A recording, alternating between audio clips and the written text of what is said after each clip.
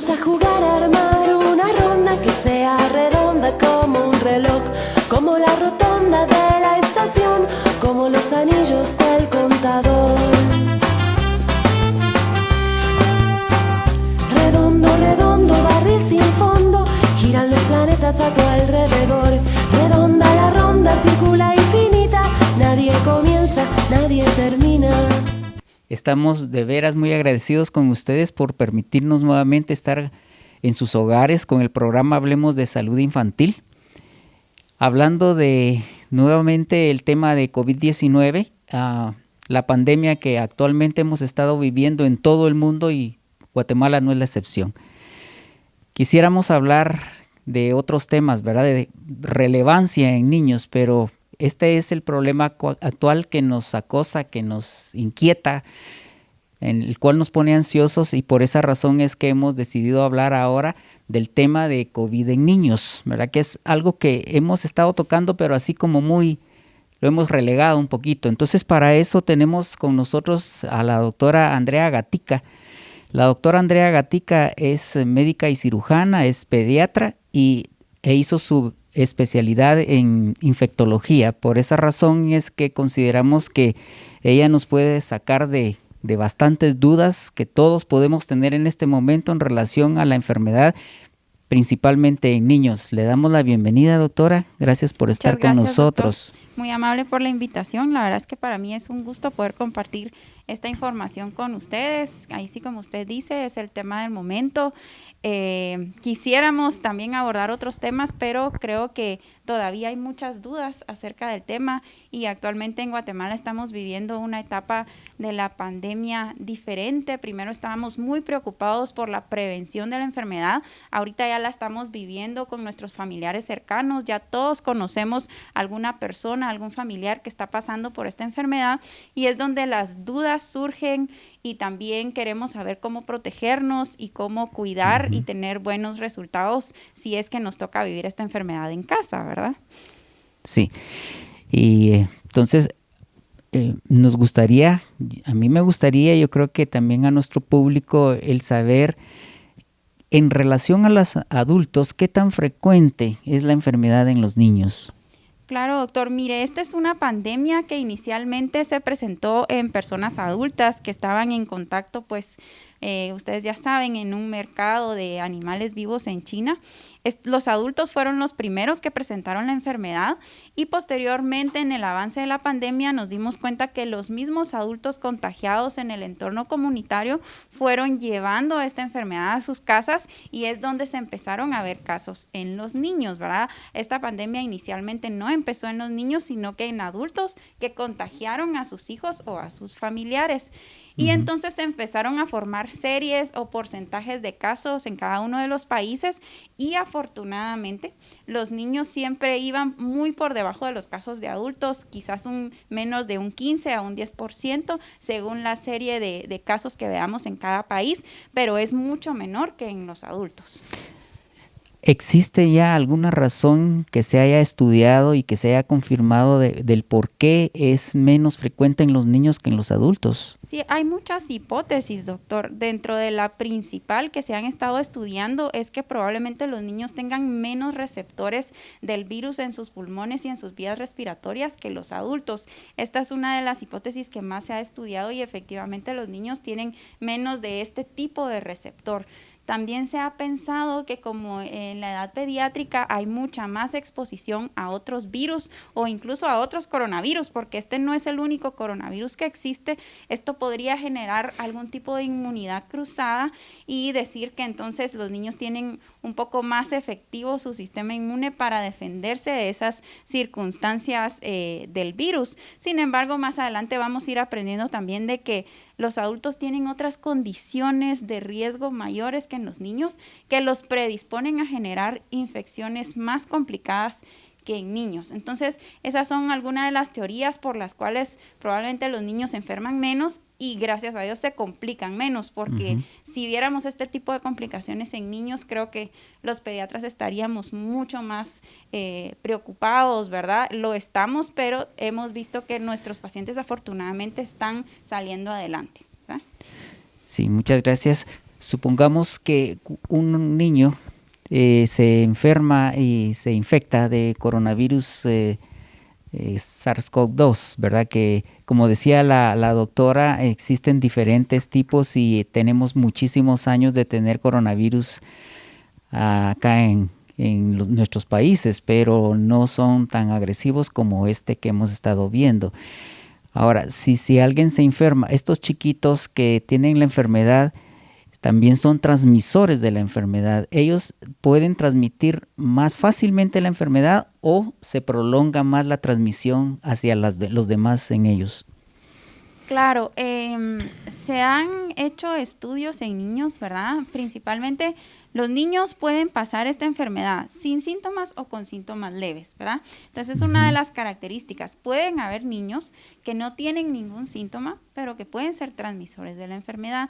Si son más fuertemente transmisores, yo diría que ellos pasan más tiempo con el virus y tienen un tiempo más prolongado para poder transmitirlo hacia otra persona. Sin embargo, la principal transmisión que se ha visto en este momento es de los adultos hacia los niños, más frecuente. No quiere decir que un niño no pueda infectar a un adulto, porque también puede suceder. Sin embargo, los adultos que tienen complicaciones pulmonares probablemente son los que más fácil van a estar transmitiendo esa infección a los niños. Y es por eso que también el personal en los hospitales que está viendo estos casos complicados tiene mayor riesgo de adquirir la enfermedad a una persona que está viendo casos leves, ¿verdad? Entonces, tiene que ver con esa palabra que se llama carga viral, que la carga de virus puede ser más grande en otros pacientes con problemas pulmonares a que los que no tienen síntomas o tienen síntomas muy leves, ¿verdad? Sí, gracias, doctora. Ahora, hemos hablado bastante también de las manifestaciones clínicas. Manifestación clínica, para que quede claro, ¿verdad? Es la expresión, o sea, lo que yo voy a tener: fiebre, tos, dolor de garganta, voy a perder el gusto por los alimentos, el olor no lo voy a sentir. Se llaman manifestaciones clínicas. Ahora, ¿existe alguna diferencia entre la manifestación clínica de un adulto y un niño? También, doctor, se han hecho estudios con porcentaje de cuáles son las principales manifestaciones clínicas, y en los niños no hay mucha diferencia.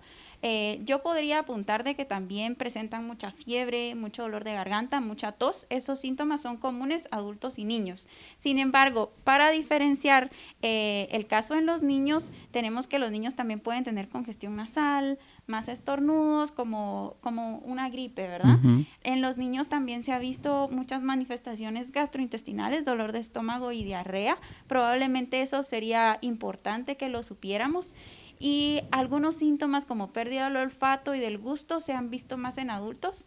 También puede ser que sea un poco más específico de este coronavirus, pero no se ha visto tan frecuente en niños, ¿verdad? Entonces, para resumir, en los niños pareciera más un síndrome gripal acompañado de dolor de garganta y podría tener diarrea, ¿verdad?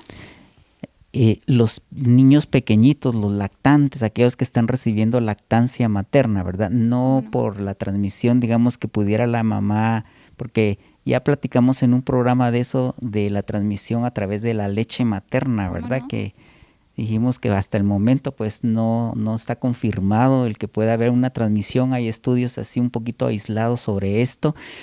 Entonces, la Organización Mundial de la Salud, la Academia Americana de Pediatría, sí recomienda continuar con la lactancia materna, ¿verdad? Bajo ciertas circunstancias. Pero a los chiquitos, digamos, por contagio de una persona adulta, 2 meses, 3 meses, también pueden presentar la enfermedad.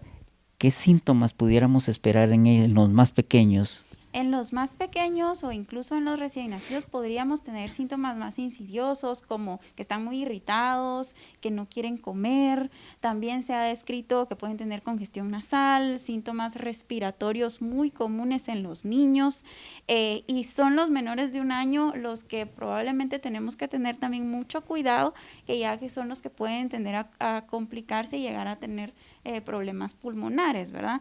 Entonces, en general siguen siendo síntomas leves los que presentan estos niños. Sin embargo, en las series estudiadas se ha visto que la mayor porcentaje de hospitalización es en niños menores de 1 año. Entonces, aparte de estar atento a estos síntomas, tenemos que ver mucho la forma en que respiran los niños, ya que una respiración rápida nos podría estar hablando de que ya hay una complicación pulmonar y que ya se necesita una atención médica más especializada, ¿verdad? Sí. Fíjense que ahorita, escuchando a la doctora, yo pienso, y tal vez alguno de ustedes también está pensando lo mismo que yo, quiere decir que en el caso de mi hijo que tiene 2 meses, que la semana pasada tuvo un poquito de fiebre y que se le tapó la nariz y un poco de mocos y le dio diarrea que le duró unos 3 días, ¿pudo haber sido COVID?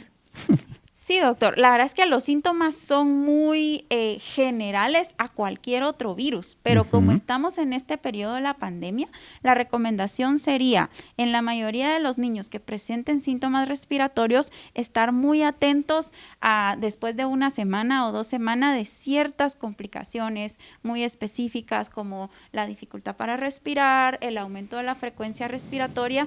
No sé si más adelante vamos a hablar un poco más de un síndrome inflamatorio que se está dando en estos niños, que nos tiene que tener muy alertas a los pediatras en cuanto a la duración de fiebre, a los síntomas gastrointestinales y algunos síntomas en piel, porque los niños también podrían tener algún tipo de rash en la piel que debería alertarnos a que la enfermedad está presentando alguna complicación.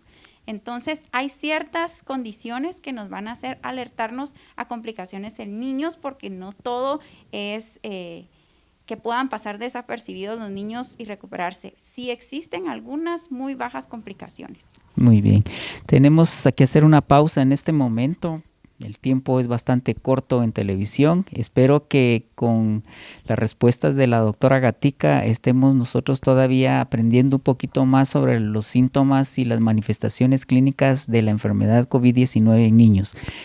Por favor, quisiera pedirles que si tienen algún comentario que hacer o alguna sugerencia, nos escriban. Aparece constantemente una dirección ahí en la página de Facebook, entonces pueden escribirnos ahí, por favor, y nosotros revisaremos qué respuestas les tenemos que dar.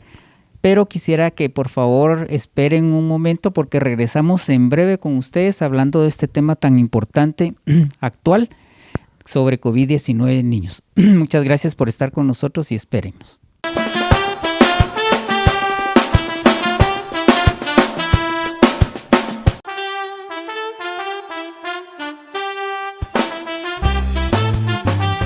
Les agradecemos mucho su presencia en el canal de televisión arquidiocesano. Con el programa Hablemos de Salud Infantil, tocando el tema COVID-19 en niños. Nuestra invitada este día es la doctora Andrea Gatica, es infectóloga pediatra. Ella trabaja también acá con nosotros en el Hospital Materno Infantil Juan Pablo II. En la primera parte del programa nosotros estuvimos tratando la frecuencia que da esta enfermedad en niños, sus manifestaciones clínicas, qué tan contagiosos son ellos, cuánto tardaría el contagio y cómo se contagian. Y entonces ahora vamos a continuar con esto, dándole seguimiento, preguntándole a la doctora Gatica si existe en la experiencia que hemos tenido a partir del mes de enero, podríamos hablar hasta la fecha, alguna manifestación que pudiera decir el papá, que es el primero que está, la mamá, en niños, que nos pudiera orientar a pensar en que tiene COVID-19. Claro, doctor. Mire, aparte de una característica clínica, deberíamos siempre sospechar altamente la enfermedad si hay algún otro contacto positivo. Si alguien en mi casa tiene coronavirus, que regularmente es un adulto que es el que le toca salir a trabajar y estar en contacto con otras personas. Ahorita los niños en general están dentro de su casa. Si hay un adulto que sospechamos o tiene una prueba ya positiva y el niño empieza con síntomas respiratorios, lo más probable es que sea coronavirus, solo por el contacto. Ahora, Con manifestaciones clínicas, pues ya habíamos hablado que hay unas muy frecuentes como la fiebre, tos y dolor de garganta.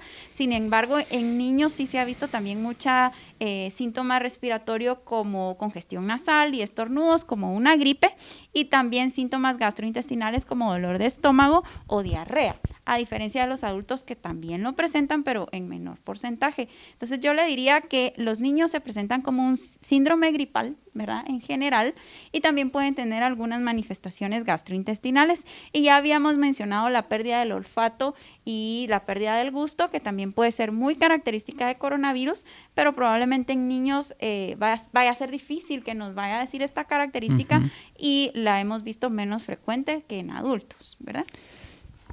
Doctora Gatica, supongamos, yo, por ejemplo, bueno, en mi casa ya no hay niños pequeños, ¿verdad? Okay. Ya son grandes, todos adultos, y ya no están conmigo también. Pero supongamos que uno de los papás, obviamente en esta situación, pues no podemos dejar de asistir, digamos, a nuestros trabajos. Claro. Tenemos que ganarnos para el sustento y todo. Y resulta que en mi trabajo hay una persona, un compañero mío de trabajo que empezó con síntomas, se hizo el hisopado, salió positivo. ¿Cómo no? Y yo, pues, soy compañero de él, pero no tengo ningún síntoma. Estoy bien. Entonces ya empiezo con aquella zozobra, ¿verdad? Si me voy a contagiar, ¿en qué momento voy a empezar con los síntomas, ¿verdad? Esperando que me vaya a dar. Y entonces yo sí tengo niños pequeños, ¿verdad? Una nena, digamos, de 5 años y un bebé de 3 meses, ¿verdad? Entonces, yo sé que esta no es el punto, pero podríamos tocarlo hasta el final, pero sí se me ocurrió en este momento. Y empieza mi hijo, el bebé de 3 meses, con un poquito de moquitos, de estornudos. Aunque yo no tengo la prueba positiva, aunque yo no tengo síntomas, él empieza con estos síntomas. Lo traigo a colación porque es una preocupación por lo cual nos llaman a cada ratito. Sí. ¿Qué tengo que hacer con este niño en ese momento? Ok, doctor. Primero, en cuestiones de contacto se ha establecido cuando es un contacto de bajo riesgo y un contacto de alto riesgo. ¿Qué significa un contacto de alto riesgo? Significa que yo estuve cerca de una persona que ya está positiva, por ejemplo, mi compañero de la oficina que se sienta a la par mía, pero es de alto riesgo porque yo no tenía mascarilla, porque yo me fui a comer con él y estuve en cercanía a menos de 1.5 metros, que es lo que se recomienda, y estuve platicando con él por más de 10 minutos. 10 minutos, cercanía, no mascarilla, ya me hace un contacto de alto riesgo. Entonces yo ya tengo que guardar medidas tanto personales como en el trabajo, porque entonces ya me tengo que ausentar del trabajo porque yo podría empezar posteriormente con síntomas dado que no guardé las medidas necesarias para protegerme. Diferente es si usted guardó las medidas. Yo estuve cerca de la persona, pero a más de 1.5 metros, y si estuve hablando cerca, estuve todo el tiempo con mi mascarilla. Por eso es tan importante, al estar cerca de las personas, tener una mascarilla puesta, porque eso ya nos va a dar cierta seguridad, no del 100%, de que ya no tengo un alto riesgo de contagiarme. ¿Sí? Entonces, dependiendo del tipo de contacto que tuve, así es como me van a suspender o no en el trabajo, y también yo tengo que estar muy atento a los síntomas. De todos modos, ya se tiene que guardar las medidas de protección en casa desde el punto de vista que yo estuve en contacto con una persona. Yo voy a estar con mascarilla todo el tiempo y voy a estar pendiente todos los días de mis síntomas, si tengo fiebre, si tengo dolor de cabeza, si tengo fatiga, si estoy desganado, si ya me duele la garganta. Y en ese momento, como yo ya supe de un contacto, voy a alertarme como yo puedo tener la enfermedad. Ahora, en el caso de yo no tengo nada y mi bebé empieza con síntomas, pues deberíamos ser muy enfáticos en darle seguimiento a este bebé para ver cuál es la progresión de esos síntomas, ¿verdad? Los pediatras podemos tener muchas modalidades de evaluar a estos pacientes. Si es algo muy leve, podemos dar recomendaciones a distancia. Si ya hay algún signo que nos hace alertarnos a que algo pudiera pasar, es bueno evaluar al paciente, revisarlo, ver cómo está su frecuencia respiratoria, y ya dependiendo de esa evaluación, ver si es necesario realizar algún tipo de prueba o simplemente clasificar a la familia como que puede ser sospechosa y que guarden su cuarentena, ¿verdad?, en casa. Yo creo que la respuesta fue bien exacta, bien concreta en el sentido de que, número uno, el papá o la mamá o la persona que está trabajando tiene que guardar las medidas, ¿verdad?, de protección. Claro. El uso de la mascarilla, ya dicen en las cadenas nacionales que aunque esto ya se haya repetido tanto, pero son las medidas que han servido para disminuir, digamos, la propagación del virus, ¿verdad? El uso de la mascarilla. Se habla tanto de las mascarillas y podemos hablar sobre eso un programa completo o más. El distanciamiento, que se le llama físico desde el primer programa que grabé, me acuerdo yo, porque el distanciamiento social realmente no puede existir porque seguimos comunicándonos, siendo familia, etcétera. Entonces es más que todo la distancia física, ¿verdad? Luego las medidas de cortesía también para toser, para estornudar, ¿verdad? Cuidarnos mucho de eso, el lavado de manos, importantísimo. Y la técnica de lavado de manos es tan sencilla, pero tan importante, ¿verdad? No es la pasadita de agua y jaboncito rapidito en 5 segundos, no es eso.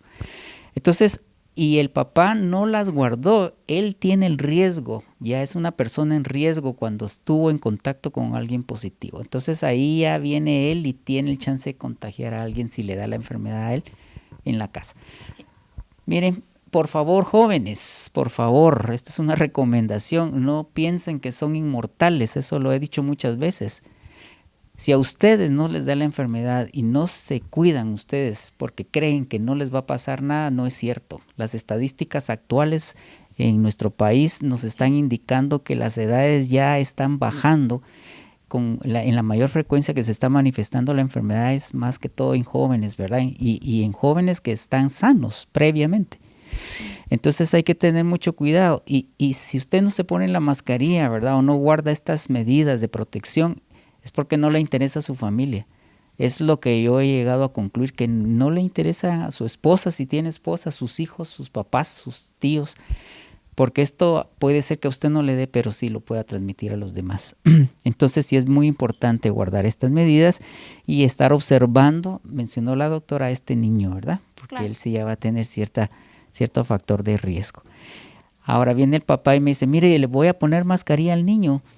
¿Qué piensa usted a qué edad sí se debe utilizar? ¿Cuáles son las contraindicaciones? Contraindicaciones, pudiéramos hablar sobre el uso de ella. Ya, doctor. Mire, el uso de mascarilla no se recomienda en niños menores de 2 años. Hay algunos bebés como de 1 año y medio que ya están llegando a los 2 años, que a rato sí se la pueden dejar, pero en general se recomienda que si son menores de 2 años, pues no se les coloque. Y no es que ellos no necesiten protección. Ahí sí que los que tenemos que protegerlos somos nosotros a ellos y nosotros portar nuestra mascarilla adecuadamente todo el tiempo y evitar a que los niños se expongan a otras personas que pudieran no guardar estas medidas de protección. La razón por la que los pequeñitos no pueden usar mascarilla es porque ellos no tienen un control total como de su respiración y en algún momento podrían tener periodos de asfixia, principalmente los lactantes, ¿verdad? Los niños menores de 1 año, si no pueden tener el raciocinio de decir ya me estoy agitando y quitármela, ellos podrían estar aspirando todo el tiempo nuestro CO2, ¿verdad? Se dice, y eso podría generarles una falta de oxígeno y asfixia. Entonces en los niños pequeños mejor no la utilizamos, mejor no los exponemos y nos cuidamos nosotros. Muy bien. Y vamos a llegar al punto en donde vamos a dar algunas recomendaciones finales sobre este tema de la enfermedad de COVID-19 en niños. Entonces le dejamos el tiempo para ver qué nos puede recomendar usted. Claro, doctor. Mire, las recomendaciones han sido repetidas múltiples veces. Todos queremos tener una vacuna, todos queremos tener un medicamento, pero en este momento la mejor forma de prevenir esta enfermedad es con la prevención. ¿Y a qué se refiere la prevención? Lo hemos dicho hasta el cansancio, no nos relacionemos con personas con las que no tenemos que estar cerca, ¿verdad? Tenemos que guardar, si vamos a hacer alguna compra, si estamos en el trabajo, una distancia de persona a otra. La principal transmisión de esta enfermedad si también nos podemos contagiar con tocar cosas, no es la principal. La principal forma de transmisión es que una persona esté tosiendo o tirando gotas respiratorias infectadas cerca de mí. Entonces yo me voy a proteger de esas gotas infectantes utilizando mascarilla, lavándome constantemente las manos o utilizando alcohol en gel, ¿verdad? Por más de 20, 30 segundos para higienizar mis manos. Y también es muy importante que si yo tengo síntomas respiratorios, tener una higiene correcta para toser, que es en el borde interno de mi codo, o estar utilizando toallitas de papel y depositarlas en la basura. Posteriormente debo lavarme las manos. Estas son las medidas más importantes para prevención de la enfermedad: distanciamiento, mascarilla e higiene de manos. No busque otro medicamento, no busque otra forma. Esa es la principal forma de prevenir. Esté en casa si no necesita salir, y si se necesita hacerlo, porque tenemos todas nuestras actividades, hacerlo con responsabilidad e higiene, ¿verdad? Muchas gracias, doctora Gatica, por haber estado con nosotros en este programa. Me gustó mucho lo último que dijo: no busque otras opciones, no busque otros medicamentos. Lo más importante es la prevención. Podrán venir, actualmente existen una lista enorme de medicamentos que están en fase de experimentación, ¿verdad? Algunos ya que se pueden estar usando, pero eso en situaciones críticas, ¿verdad? Correcto, doctor. Sí, para la fase leve o para la prevención, más que las medidas que mencionó la doctora, no hay. Así es que cumplamos con estas medidas. Son sencillas y nos podemos adaptar fácilmente a ellos, pero se necesita disciplina. Gracias por estar con nosotros en este programa. Gusto. Espero que de veras haya podido servirles a ustedes de información sobre la enfermedad y los cuidados de sus bebés, que es lo que a nosotros como pediatras nos interesa tanto y estamos comprometidos con ellos.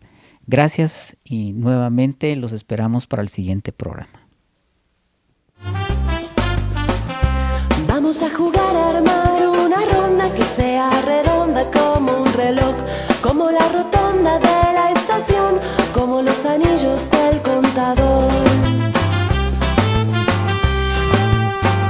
Redondo, redondo, barril sin fondo, giran los planetas a tu alrededor. Redonda la ronda, circula infinita, nadie comienza, nadie termina. Vamos a jugar al mar.